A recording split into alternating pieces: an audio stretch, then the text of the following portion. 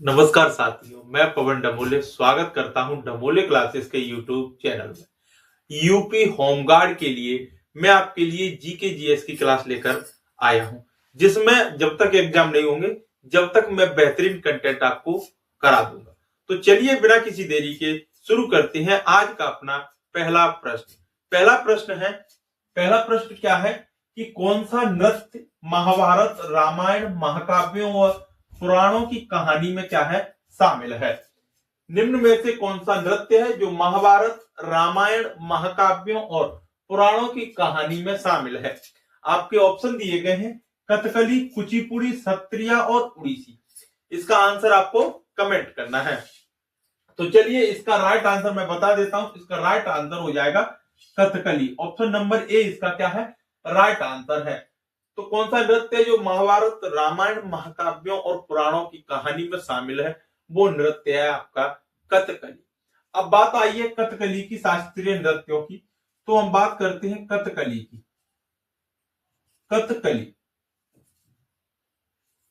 कथकली में जो हीरो होता है, नायक जो होता है, उसे हम क्या कहते हैं। कथकली में जो हीरो होता है, नायक होता है, उसे हम पाचा कहते हैं। क्या कहते हैं? पाचा कहते हैं। क्या कहते हैं? पाचा कहते हैं। जबकि कथकली में जो खलनायक होता है, यानी कि जो विलेन होता है, क्या होता है, विलेन जो होता है, उसे हम क्या कहते हैं? उसे हम काथी कहते हैं। क्या कहते हैं? काथी कहते हैं। क्या कहते हैं? काथी कहते हैं। जबकि कथकली में जो मुद्रा होती है, मुद्रा मणि वाली मुद्रा नहीं है, स्टेप्स वाली मुद्रा है। क्या होती है? जो स्टेप्स होती है वो कितने प्रकार के होते हैं? तो कथकली में जो स्टेप्स होते हैं वो 5 प्रकार के होते हैं। कितने होते हैं कथकली में स्टेप्स? कितने होते हैं? 24 होते हैं। कितने होते हैं कथकली में स्टेप्स? 24 स्टेप्स होते हैं। कितने होते हैं? 24 क्या होती है? स्टेप्स होती है, मुद्रा होती है। कथकली में अगर बात करते हैं श्रृंगार की, श्रृंगार कितने प्रकार का होता है? श्रृंगार होता है आपका 5 प्रकार का होता है। कथकली में जो नायक होता है उसे हम पाचा कहते हैं, खलनायक को हम काथी कहते हैं, स्टेप्स जो होते हैं 24 होते हैं, श्रृंगार जो होता है वो 5 प्रकार का होता है। इसके बाद कथकली की अगर भाषा की बात की जाए, कथकली की अगर भाषा की बात की जाए तो भाषा कौन सी है? इसकी भाषा है मणिप्रबलम। कौन सी है? मणिप्रबलम। मणिप्रबलम। मणिप्रबलम। मणिप्रबलम किससे मिलकर बनी है? तो ये बनी है आपकी मलयालम और संस्कृत से। मलयालम और संस्कृत, मलयालम व संस्कृत, मलयालम और संस्कृत से मिलकर बनी है मणिप्रबलम भाषा। अगर आप भाषा की बात आई है तो मैं भाषा से आपसे 2 से 3 प्रश्न पूछ लेता हूं। मलयालम किस राज्य की भाषा है? तो ये हो जाएगी आपकी केरल राज्य की भाषा है। किस राज्य की भाषा है? केरल राज्य की भाषा है आपकी मलयालम। अगर मैं पूछता हूं कोकबोरोक किस राज्य की भाषा है? इंपोर्टेंट है, पूछी जाती है आपसे। कोकबोरोक किस राज्य की भाषा है? तो ये आपका राइट आंसर हो जाएगा त्रिपुरा की। किसकी हो जाएगी? त्रिपुरा की हो जाएगी कोकबोरोक। इसके बाद कोंकणी की अगर मैं बात करता हूं, कोंकणी किस राज्य की भाषा है? कोंकणी गोवा राज्य की भाषा है। ये इंपोर्टेंट फैक्ट मैंने आपको बता दिया। अब मैं आपसे कहता हूं कथकली की बात हुई है तो कथकली के अलावा केरल में एक और शास्त्रीय नृत्य कौन सा है? कथकली कहां का है? तो ये केरल राज्य का है। कहां का है? केरल राज्य का है। कहां का है? केरल राज्य का है। केरल में इसके अलावा एक और शास्त्रीय नृत्य कौन सा है? तो केरल में एक और है मोहिनी अट्टम। कौन सा है? मोहिनी अट्टम है। मोहिनी अट्टम। मोहिनी अट्टम कहां पर है? तो ये भी केरल राज्य का शास्त्रीय नृत्य है। तो मैंने 2 शास्त्रीय नृत्य आपको बता दी। एक कथकली हो गया केरल राज्य का, एक मोहिनी अट्टम हो गया केरल राज्य का। टोटल शास्त्रीय नृत्य कितने हैं? तो टोटल जो शास्त्रीय नृत्य हैं वो कितने हैं? तो वो 8 हैं टोटल शास्त्रीय नृत्य। शास्त्रीय नृत्य कितने हैं टोटल? टोटल जो शास्त्रीय नृत्य हैं वो 8 हैं। कितने हैं? 8 हैं। तो 2 इसमें से मैं आपको बता चुका हूं। अब बात करते हैं, एक नंबर हो गया मोहिनी अट्टम, दूसरा हो गया कथकली। अब बात करते हैं भरतनाट्यम। भरतनाट्यम भरतनाट्यम भरतनाट्यम ये तीसरे नंबर का मैंने आपको बता दिया। ये सबसे पुराना है। कौन सा है? सबसे पुराना शास्त्रीय नृत्य है भरतनाट्यम। सबसे पुराना है और ये लगभग 2000 वर्ष पुराना है। कितना पुराना है? 2000 वर्ष पुराना है। तो भरतनाट्यम सबसे पुराना शास्त्रीय नृत्य है और लगभग 2000 वर्ष पुराना शास्त्रीय नृत्य है। इसके बाद बात करते हैं कुचिपुड़ी की। किसकी बात करते हैं? कुचिपुड़ी। कुचिपुड़ी, कुचिपुड़ी कहाँ का है? तो कुचिपुड़ी जो शास्त्रीय नृत्य है वो आंध्र प्रदेश का है। कहाँ का है? आंध्र प्रदेश का है। कहाँ का है? आंध्र प्रदेश का है। आंध्र प्रदेश का एक कृष्णा जिला है। कौन सा जिला है? कृष्णा जिले की कुचेलापुरम गांव का है। कृष्णा जिला, कृष्णा जिला का कृष्णा जिला है जिसका एक गांव है कुचेलापुरम गांव। कौन सा गांव है? कुचेलापुरम गांव।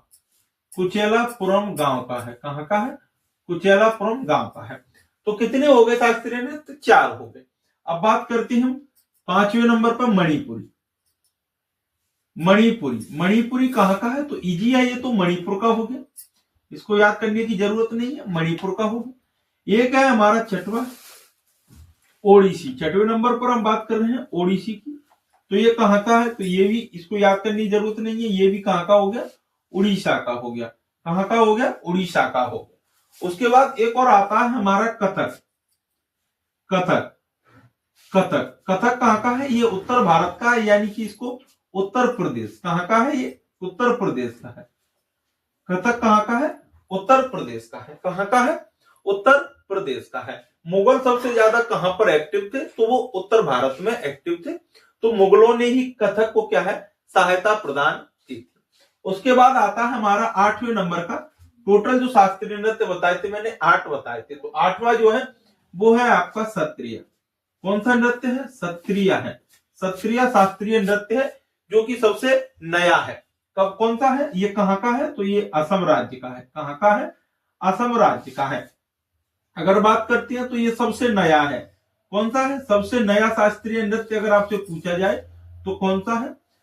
सत्रिय हो जाएगा। सबसे नया कौन सा हो जाएगा? सत्रिय हो जाएगा। सत्रिय के जो संस्थापक थे वो कौन थे? सत्रिय के जो संस्थापक थे वो कौन थे? श्रीमत शंकर देव थे। कौन थे? श्रीमत शंकर देव। श्रीमत शंकर देव, श्रीमत शंकर देव जो थे वो इसके संस्थापक थे। लगभग ये 500 वर्ष पुराना है। कितना पुराना है? 500 वर्ष पुराना है। कितना पुराना है?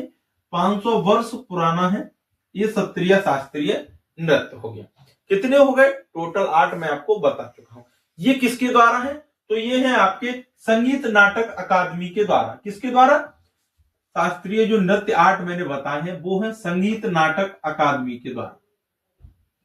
संगीत नाटक अकादमी, संगीत नाटक अकादमी के द्वारा कितने हैं? 8 शास्त्रीय नृत्य हैं। अगर आपसे पेपर में पूछा जाए कि टोटल शास्त्रीय नृत्य कितने हैं तो आपको बताना है 8 है।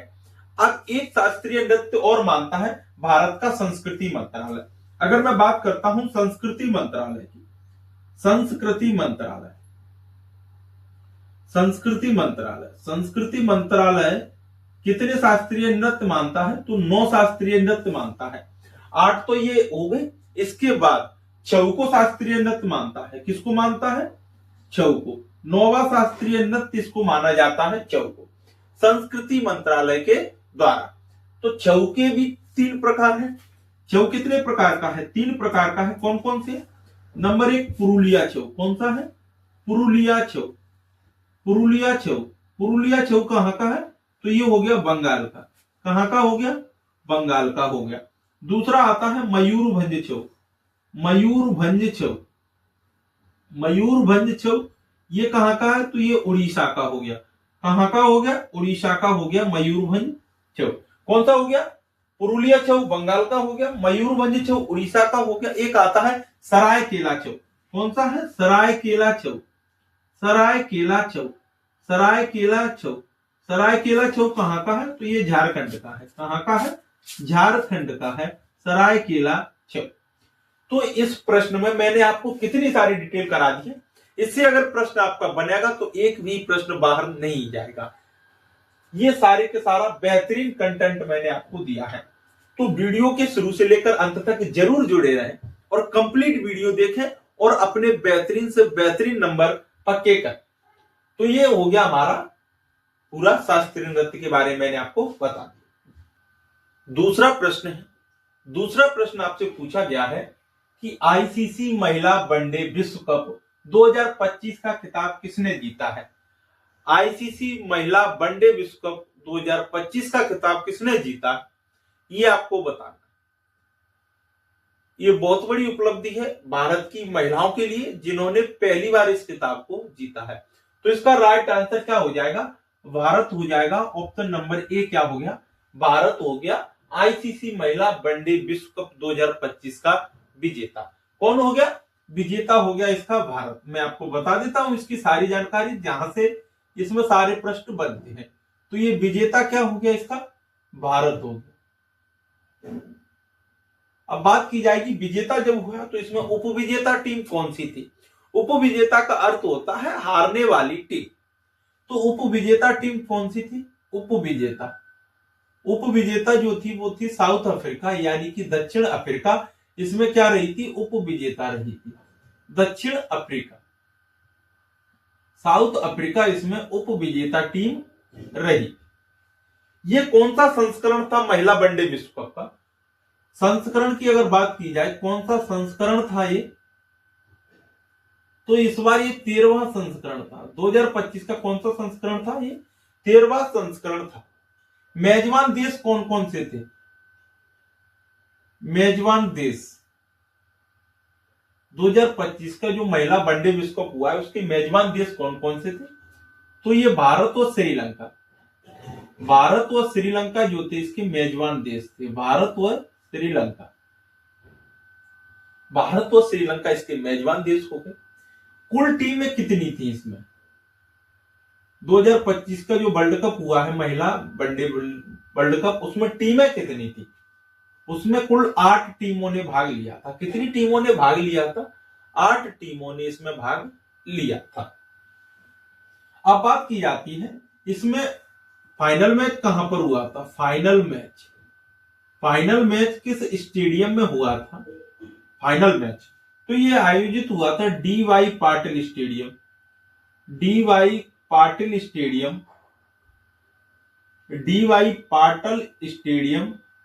मुंबई। कहां पर हुआ था? डीवाई पाटिल स्टेडियम मुंबई में ये आयोजित हुआ था। इस वनडे विश्व कप में, महिला वनडे विश्व कप में प्लेयर ऑफ द सीरीज कौन रही थी? प्लेयर ऑफ द सीरीज कौन रही? तो ये रही थी दीप्ति शर्मा। कौन रही थी? दीप्ति शर्मा रही थी। कौन रही थी? दीप्ति शर्मा। तो इसमें मैंने आपको बता दिया है कि विजेता भारत, उपविजेता दक्षिण अफ्रीका, संस्करण 13वां हुआ था इस वक्त, मेजबान देश भारत और श्रीलंका, कुल टीमें 8 हो गई। Final match DY Patil stadium Mumbai में हुआ था। Player of the series Deepti Sharma रही थी। और ये भारत का पहला खिताब है। कौन सा खिताब है? भारत ने इस विश्व कप को पहली बार जीता है। अब मैं अगर आपसे कहता हूं कि 2029 का जो वर्ल्ड कप होगा, 2029 का जो वर्ल्ड कप होगा उसमें कितनी टीमें होंगी? तो उसमें 10 टीमें भाग लेंगी। कितनी टीमें भाग लेंगी? 10 टीमें इसमें भाग लेंगी। अगर मैं आपसे कहता हूं कि पहला वर्ल्ड कप कब हुआ था महिलाओं का? पहला वनडे महिला कप कब हुआ था? पहला विश्व कप कब हुआ था? पहला कब हुआ था? तो ये हुआ था 1973 में। कहां पर हुआ था? तो ये इंग्लैंड में हुआ था। कहां पर हुआ था? इंग्लैंड में हुआ था। तो ये सारे जितने प्रश्न इसमें बन रहे थे वो मैंने आपको कंप्लीट करा दिए। अगला प्रश्न है आपसे पूछा गया है कि उत्तर प्रदेश राज्य का राज्य पशु कौन सा है? उत्तर प्रदेश राज्य का राज्य पशु कौन सा है? इसका आंसर आपको बताना है। उत्तर प्रदेश का राज्य पशु कौन सा है? तो इसका राइट आंसर है आपका बारहसिंघा। कौन है? ऑप्शन नंबर बी इसका सही है, बारहसिंघा। बारहसिंघा क्या है? उत्तर प्रदेश राज्य का राज्य पशु है बारहसिंघा, जिसे हम स्वाम्प डियर कहते हैं। मैं आपसे पूछता हूं कि राज्य पक्षी कौन सा है? उत्तर प्रदेश राज्य का राज्य पक्षी कौन सा है? ये आपको बताना है। राज्य का पुष्प कौन सा है? उत्तर प्रदेश राज्य का राज्य पुष्प कौन सा है? उत्तर प्रदेश राज्य का राज्य वृक्ष कौन सा है? ये आपका बताना है। उत्तर प्रदेश के सीएम कौन है वर्तमान? ये आपको बताना है। तो राज्य जो पक्षी है वो हो जाएगा आपका सारस क्रौंच। क्या हो जाएगा? सारस क्रौंच। सारस क्रौंच जो है वो सारस क्रौंच। सारस क्रौंच राज्य पक्षी हो गया। राज्य का पुष्प हो गया पलाश। क्या हो गया? पलाश। क्या हो गया? राजकीय पुष्प हो गया पलाश। कौन सा हो गया? पलाश हो गया। राजकीय वृक्ष कौन सा हो गया? तो ये अशोक का हो गया। राजकीय वृक्ष हो गया अशोक। क्या हो गया? अशोक हो गया। वर्तमान सीएम कौन है उत्तर प्रदेश के? वर्तमान सीएम, तो वर्तमान जो सीएम है वो है श्री योगी आदित्यनाथ। योगी आदित्यनाथ। योगी आदित्यनाथ। योगी आदित्यनाथ। योगी आदित्यनाथ जी जो है वो उत्तर प्रदेश के वर्तमान सीएम है। उत्तर प्रदेश की अगर बात की जाए तो ये मैंने आपको कुछ इंपोर्टेंट फैक्ट बता दी है जिनसे प्रश्न अक्सर आपसे पूछे जाते हैं। अगला प्रश्न है, अगला प्रश्न आपसे क्या पूछा गया है? ये पूछा गया है कि भागीरथी नदी व अलकनंदा नदी का संगम कहां पर होता है? यानी कि भागीरथी नदी व अलकनंदा नदी कहां पर मिलती है, इनका संगम कहां पर होता है, ये आपसे पूछा गया है। आपके ऑप्शन है देवप्रयाग में, रुद्रप्रयाग में, विष्णु प्रयाग में व कर्ण प्रयाग, इनके ऑप्शन दिए गए हैं। तो इसका आंसर आप कमेंट करिए। चलिए मैं बता देता हूं। तो भागीरथी व अलकनंदा नदी जो मिलती है वो मिलती है देवप्रयाग में। कहां पर मिलती है? देवप्रयाग में मिलती है। ऑप्शन नंबर ए इसका राइट आंसर है, देवप्रयाग। देवप्रयाग में भागीरथी व अलकनंदा नदी का संगम होता है। ये चारों जो ऑप्शन दिए गए हैं, देवप्रयाग, रुद्रप्रयाग, विष्णु प्रयाग और कर्ण प्रयाग, एक और है यहां पर नंद प्रयाग। क्या है? नंद प्रयाग।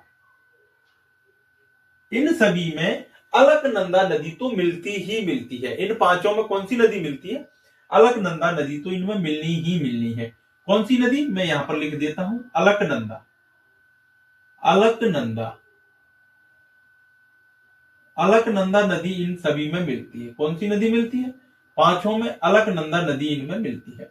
अलकनंदा नदी देवप्रयाग में मिलती है, अलकनंदा नदी रुद्रप्रयाग में, अलकनंदा नदी विष्णु प्रयाग में, कर्ण प्रयाग में और नंद प्रयाग में। इन सभी में अलकनंदा नदी तो शामिल है ही है।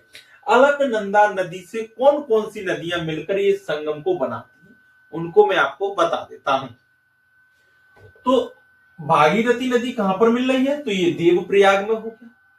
भागीरथी नदी कहां पर मिल रही है? देवप्रयाग में हो गया। अब रुद्रप्रयाग में कौन सी नदी मिलती है? तो रुद्रप्रयाग में मिलती है आपकी रुद्रप्रयाग। रुद्रप्रयाग में मिलती है आपकी मंदाकिनी नदी। कौन सी? मंदाकिनी। रुद्रप्रयाग में मिलती है मंदाकिनी नदी। मंदाकिनी नदी यानी कि मंदाकिनी और अलकनंदा ये मिलकर क्या बनाती है? रुद्रप्रयाग बनाती है। भागीरथी व अलकनंदा मिलकर देवप्रयाग बनाती है। उसी प्रकार विष्णु प्रयाग। विष्णु प्रयाग में कौन सी नदी मिलती है? तो विष्णु प्रयाग में कौन सी नदी मिलती है? तो विष्णु प्रयाग में मिलती है आपकी धौली गंगा। कौन सी? धौली गंगा। धौली गंगा। विष्णु प्रयाग में धौली गंगा और अलकनंदा नदी मिलकर क्या बनाती है? विष्णु प्रयाग बनाती है। तो अलकनंदा तो सभी में है और इनमें धौली गंगा अलकनंदा से मिल जाएगी तो विष्णु प्रयाग संगम होगा। अलकनंदा के साथ में भागीरथी मिलेगी तो देवप्रयाग संगम होगा। अलकनंदा के साथ में मंदाकिनी मिलेगी तो रुद्रप्रयाग संगम होगा। एक और आता है कर्ण प्रयाग। कर्ण प्रयाग में कौन सी नदी मिलती है? तो कर्ण प्रयाग में कौन सी नदी मिलती है अलकनंदा के साथ में? तो कर्ण प्रयाग में मिलती है अलकनंदा के साथ में कौन सी नदी मिलती है? पिंडर नदी मिलती है। यानी कि पिंडर नदी प्लस अलकनंदा नदी ए, धौली गंगा प्लस अलकनंदा नदी, मंदाकिनी प्लस अलकनंदा नदी और भागीरथी प्लस अलकनंदा नदी। तो कर्ण प्रयाग में पिंडर और अलकनंदा नदी मिलती है, विष्णु प्रयाग में धौली गंगा और अलकनंदा नदी मिलती है, रुद्र प्रयाग में मंदाकिनी और अलकनंदा नदी मिलती है, भागीरथी और अलकनंदा नदी मिलती है, वहां पर देवप्रयाग बनता है। तो अलकनंदा नदी सभी में मिल रही है। एक और है नंद प्रयाग। नंद प्रयाग में अलकनंदा नदी तो मिलती ही मिलती है। मैंने इसे ए से लिख लिया है शॉर्ट फॉर्म में, परेशान होने की कोई दिक्कत नहीं है, ए से लिख लिया है मैंने इसको। तो नंद प्रयाग में अलकनंदा नदी तो मिलती है और साथ में मिलती है नंदाकिनी। नंदाकिनी, कंफ्यूज नहीं होना है। मंदाकिनी कहां पर मिल रही है? तो मंदाकिनी रुद्रप्रयाग में है। ये यहां पर क्या है? नंदाकिनी नदी मिलती है। आपने एक संगम और सुना होगा, प्रयागराज संगम। कौन सा? प्रयागराज संगम। कौन सा संगम है? प्रयागराज। प्रयागराज संगम। प्रयागराज संगम में कौन कौन सी नदियां मिलती हैं? प्रयागराज संगम में मिलती है गंगा, यमुना व सरस्वती। गंगा, यमुना और सरस्वती नदी मिलकर क्या बनाती हैं? प्रयागराज संगम बनाती है। कौन सा संगम बनाती है? प्रयागराज संगम बनाती है। इस प्रश्न में अक्सर क्या है, लोग कंफ्यूज हो जाते हैं, इसीलिए मैंने बता दिया है कि अलकनंदा तो सभी में मिलना ही मिलना है। बाकी की भागीरथी, मंदाकिनी, धौलीगंगा और पिंडर और जो नंदाकिनी नदियां हैं वो मिलकर आपको संगम बनाती है। तो इसमें अब आपको कोई दिक्कत नहीं होगी। अगला प्रश्न है, अगला प्रश्न आपसे क्या पूछा गया है? अगला प्रश्न आपसे पूछा जा रहा है कि भारत में हवाई परिवहन की शुरुआत कब हुई थी? भारत में हवाई परिवहन की शुरुआत कब हुई थी, ये आपसे पूछा जा रहा है। आपके ऑप्शन है 1948, 1934, 1932 और 1911। ये आपको बताना है। तो भारत में हवाई परिवहन की जो शुरुआत हुई थी वो हुई थी 1911 में। Option number D. 1911 में भारत में हवाई परिवहन की क्या हुई थी? शुरुआत हुई थी। हवाई परिवहन किस मंत्रालय के तहत आता है, ये आपको बताना है। हवाई परिवहन किस मंत्रालय के तहत आता है? तो ये आता है नागरिक उड्डयन मंत्रालय। कौन सा है? नागरिक उड्डयन मंत्रालय। नागरिक उड्डयन मंत्रालय। नागरिक उड्डयन मंत्रालय के अधीन ये आता है, यानी कि civil aviation ministry.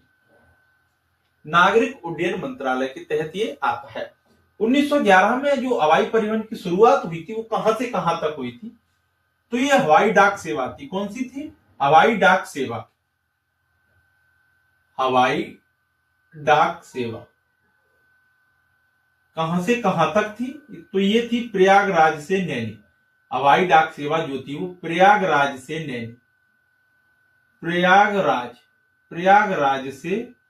Naini, Prayagraj से नैनी तक थी। ये हम्बरवाई प्लेन थी। किसकी थ्री थी? हम्बरवाई प्लेन। हम्बरवाई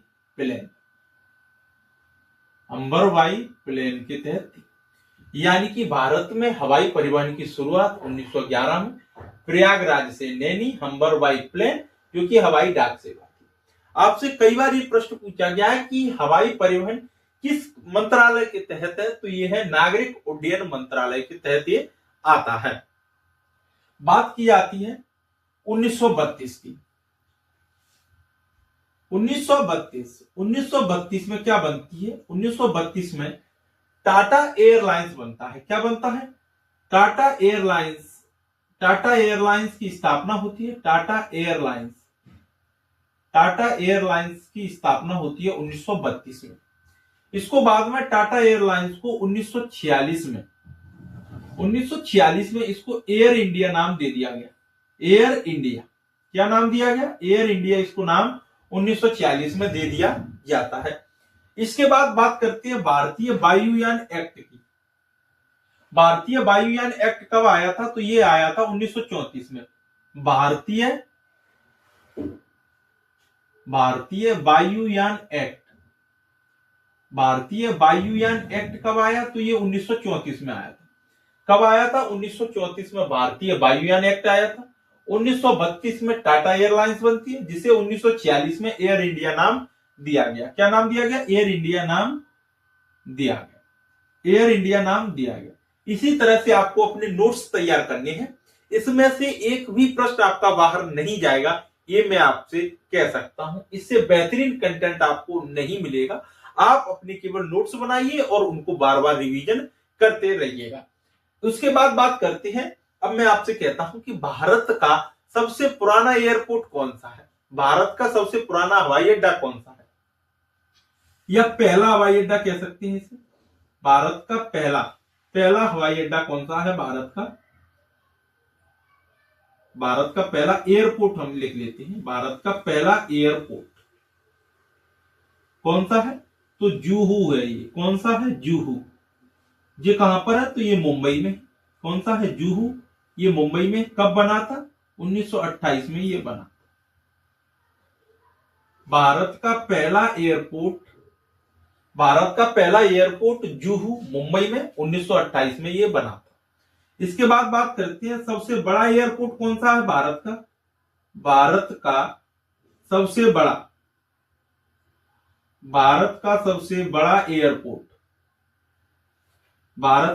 बड़ा एयरपोर्ट कौन सा है? तो ये राजीव गांधी है। कौन सा है?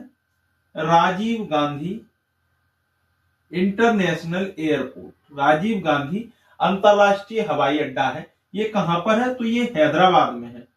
कहां पर है? हैदराबाद में है। भारत का सबसे बड़ा अंतरराष्ट्रीय हवाई अड्डा राजीव गांधी अंतरराष्ट्रीय हवाई अड्डा हैदराबाद में। ये क्या है? सबसे बड़ा है। इसके बाद आपसे पूछा जाए कि सबसे बिजी अंतरराष्ट्रीय हवाई अड्डा कौन सा है? सबसे बिजी, भारत का सबसे बिजी जो हवाई अड्डा है वो है इंदिरा गांधी हवाई अड्डा। कौन सा है? इंदिरा गांधी। भारत का सबसे बिजी जो हवाई अड्डा है वो है इंदिरा गांधी अंतरराष्ट्रीय हवाई अड्डा। ये कहां पर है? तो ये नई दिल्ली में है। कहां पर है? नई दिल्ली में है। कहां पर है? नई दिल्ली में है। सबसे बिजी इंदिरा गांधी है जो कि नई दिल्ली में है। इसके बाद बात करते हैं 100वां अंतरराष्ट्रीय हवाई अड्डा। 100वां एयरपोर्ट कौन सा है भारत का? 100वां एयरपोर्ट 100वां है पाक्यांग। कौन सा है? पाक्यांग है जो कि कहां पर है? ये सिक्किम में है। ये 100वां है। 100वां एयरपोर्ट है भारत का पाक्यांग एयरपोर्ट। 100वां एयरपोर्ट है भारत। अगर मैं आपसे कहता हूं कि भारत व विश्व का पहला एयरपोर्ट कौन सा है जो सौर ऊर्जा पर संचालित है? किस पर संचालित है? सौर ऊर्जा पर संचालित। भारत व विश्व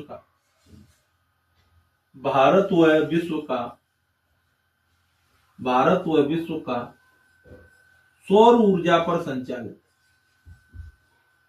सौर ऊर्जा से संचालित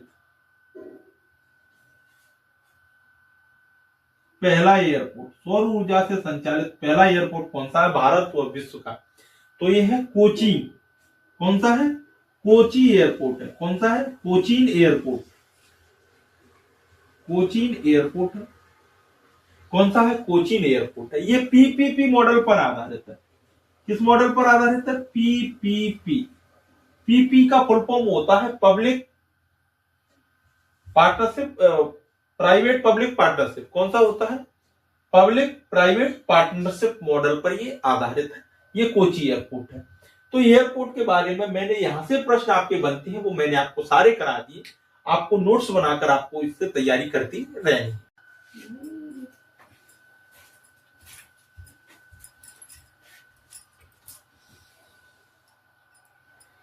अगला प्रश्न आपसे क्या पूछा गया है? अगला प्रश्न पूछा गया है कि जनगणना 2011 के अनुसार दशकीय जनसंख्या वृद्धि दर कितनी रही?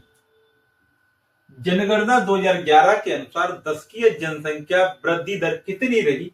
आपके ऑप्शन है 24.80%, -0.3%, 17.64% और 15.30%। इसका आंसर आपको बताना है। तो इसका आंसर आपको मैं बता देता हूं। ये आपकी जनसंख्या दशकीय वृद्धि दर 2011 के अनुसार रही थी 17.64%। ऑप्शन नंबर सी इसका सही है, 17.64%। अगर मैं आपसे कहता हूं कि दशकीय जनसंख्या वृद्धि दर होती क्या है, यानी कि 10 वर्षों में होने वाली जनसंख्या में जो वृद्धि होती है उसे दशकीय वृद्धि कहते हैं। प्रतिशत में निकालेंगे तो उसको कहते हैं 10 वर्षों में, यानी कि 2001 से और 2011 के बीच में कितनी जनसंख्या हमारी बढ़ी, प्रतिशत में उसे जनसंख्या वृद्धि कहते हैं, दशकीय वृद्धि। मैं अगर आपसे कहता हूं कि सबसे अधिक दशकीय वृद्धि दर कब रही थी, तो ये रही थी 24.80%। 24.80% रही थी सबसे ज्यादा। कब रही थी ये? सबसे ज्यादा दशकीय वृद्धि, सबसे ज्यादा दशकीय वृद्धि ये रही थी आपकी 24.80%। कब? 1961 से 1971। 1961 से 1971 के बीच में सबसे ज्यादा दशकीय वृद्धि रही थी 24.80%। मैं अगर कहता हूं सबसे कम दशकीय वृद्धि, सबसे कम दशकीय वृद्धि, सबसे कम दशकीय वृद्धि कब रही थी? तो ये रही थी आपकी 1911 से 1921। 1911 से 1921 के बीच में सबसे कम दशकीय वृद्धि रही थी। ये कितनी रही थी? तो ये रही थी माइनस में 0.03%, माइनस में 0.03% रही थी 1911 से 1921 के बीच में दशकीय जनसंख्या वृद्धि दर। ये आपसे पूछे जाते हैं कि किस सन में रही थी, तो 1911 से 1921 में रही थी सबसे कम। कितनी रही थी? -0.03%। 1961 से 1971 तक सबसे ज्यादा दशकीय वृद्धि दर रही थी 24.80%। 2011 की पूछी जाएगी तो 17.64% रही। मैं बात करता हूं जनगणना 2011। जनगणना 2011 के अनुसार, जनगणना 2011 के अनुसार जनसंख्या घनत्व कितना है? जनसंख्या घनत्व, जनसंख्या घनत्व कितना है? जनसंख्या घनत्व कितना है भारत का? तो ये है 382 व्यक्ति प्रति वर्ग किलोमीटर। यानी कि जनसंख्या घनत्व जो भारत का रहा था 2011 के अनुसार 382 व्यक्ति प्रति वर्ग किलोमीटर रहा था। अगर आपसे पूछा जाए कि 2011 के अनुसार लिंगानुपात कितना रहा था, लिंगानुपात कितना रहा था? तो ये रहा था 943। यानी कि लिंगानुपात क्या होता है? 1000 पुरुषों के जन्म पर महिलाओं की संख्या कितनी है? तो 943 है। उसे हम क्या कहते हैं? लिंगानुपात कहते हैं। तो लिंगानुपात कितना था? 943 था। अगर मैं आपसे पूछूं बाल लिंगानुपात कितना है, बाल लिंगानुपात कितना है? तो बाल लिंगानुपात कितना है? तो ये 919 या 913 कितना था? बाल लिंगानुपात कितना था आपका? 919। बाल लिंगानुपात कितना था? 919 था आपका बाल लिंगानुपात, 919। मैं आपसे कहता हूं साक्षरता कितने प्रतिशत रही है? साक्षरता दर कितनी है भारत की? तो साक्षरता दर जो है वो कितनी है? तो वो आपकी है 74। साक्षरता दर कितनी है? 74.06%। कितनी है? 74.04% या 74.06% जो है साक्षरता दर रही है। अगर इसमें मैं आपसे पूछूं कि पुरुष मेल साक्षरता दर कितनी है, मेल और फीमेल, ये कितनी है साक्षरता दर? तो पुरुषों की कितनी है? तो 82.10%। कितनी है? 82.10% कितनी है? पुरुषों की साक्षरता दर है। मेल की साक्षरता दर है। फीमेल की साक्षरता दर कितनी है? फीमेल की साक्षरता दर कितनी है? तो ये हो जाएगी आपकी 65.46%। कितनी है? 65.46% है। महिलाओं की साक्षरता दर है। पुरुषों की साक्षरता दर 82.10% है। अगर मैं आपसे पूछूं तो 2011 के जनगणना आयुक्त कौन थे? 2011 के जनगणना आयुक्त कौन थे? जनगणना आयुक्त 2011 में जनगणना आयुक्त कौन थे? तो राइट आंसर है सी चंद्रमौली। कौन थे? सी चंद्रमौली। 2011 में जनगणना आयुक्त कौन थे? सी चंद्रमौली थे। 2011 की जनगणना डाटा रिपोर्ट कब आई थी? 2011 की जनगणना डाटा रिपोर्ट, 2011 की जनगणना डाटा रिपोर्ट कब आई थी? तो ये आई थी 31 मार्च 2011 को। 31 मार्च 2011 को जनगणना डाटा रिपोर्ट आई। अगर मैं आपसे पूछता हूं तो सबसे ज्यादा जनसंख्या वाला राज्य कौन सा है? जनसंख्या वाला राज्य,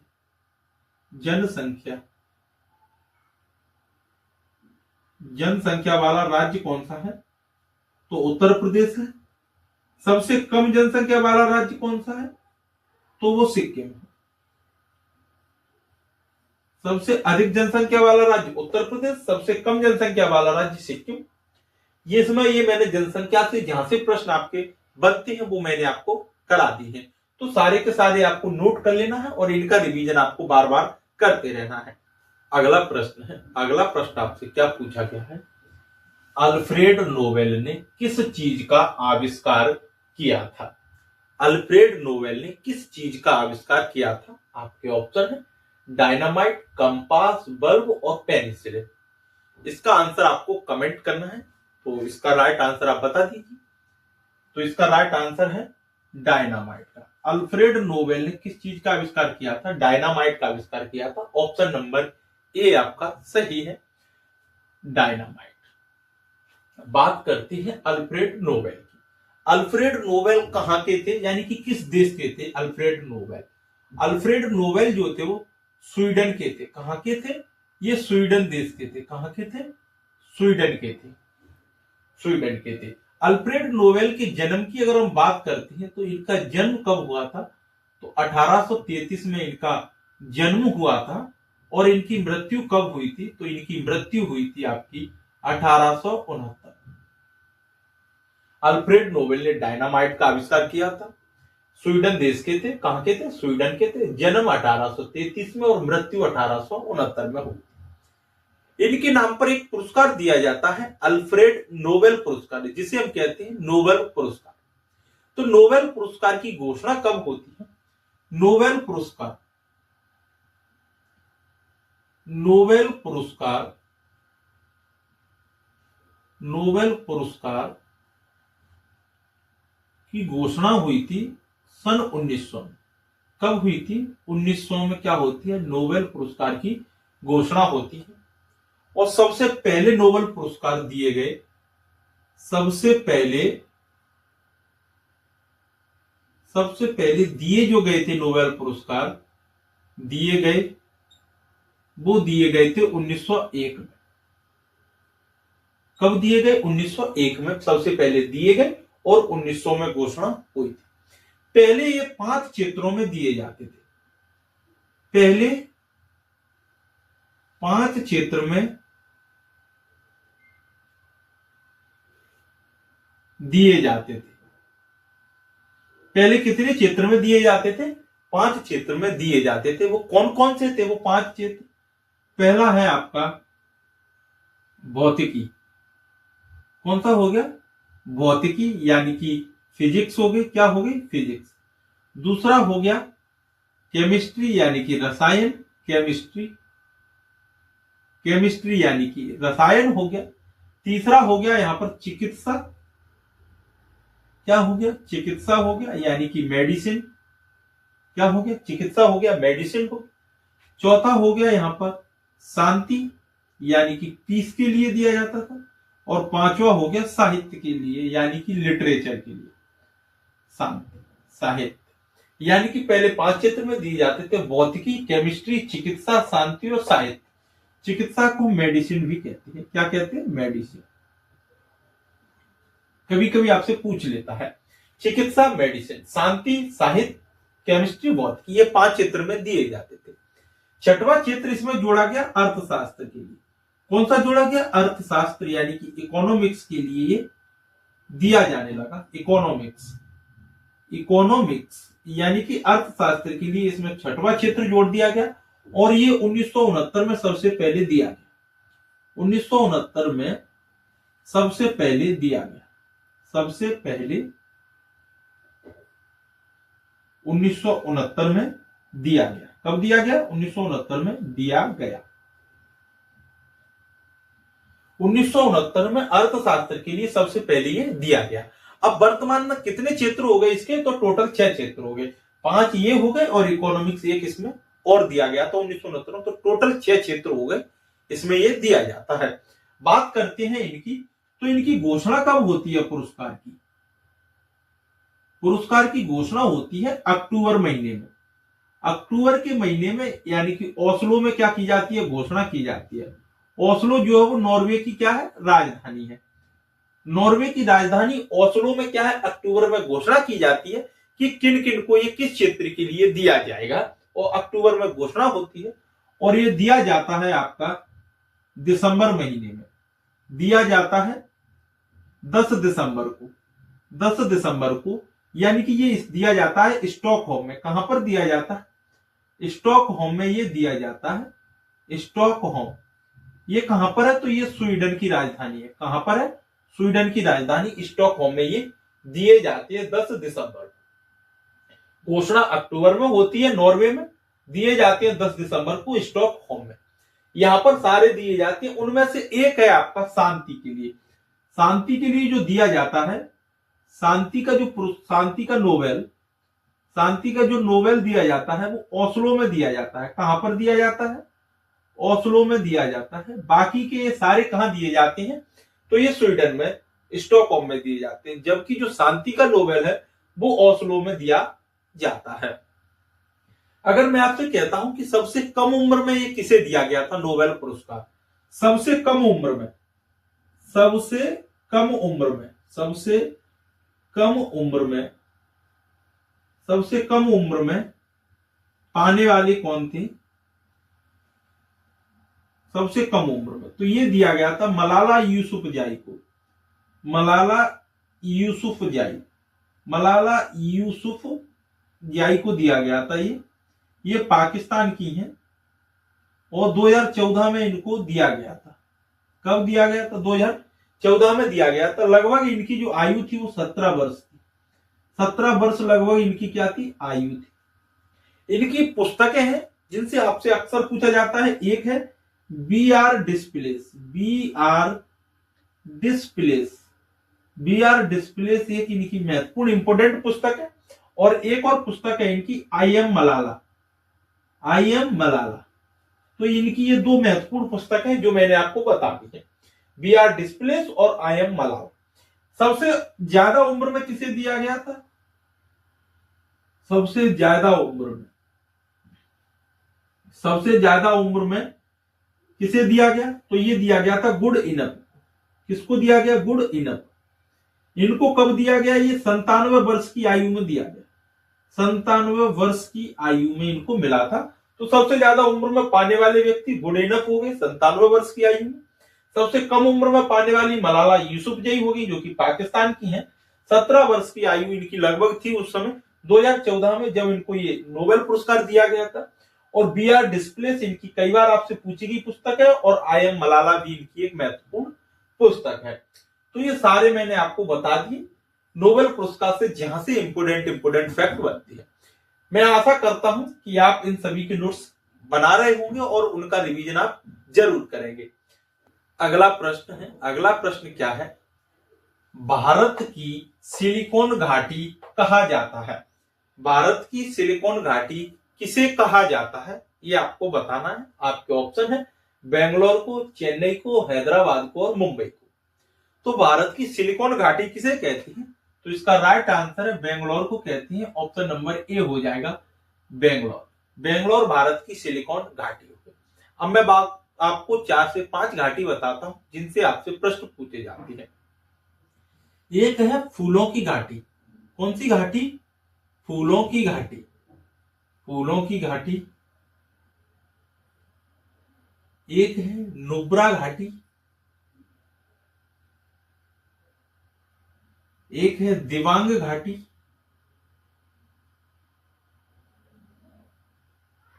एक है स्पीति घाटी,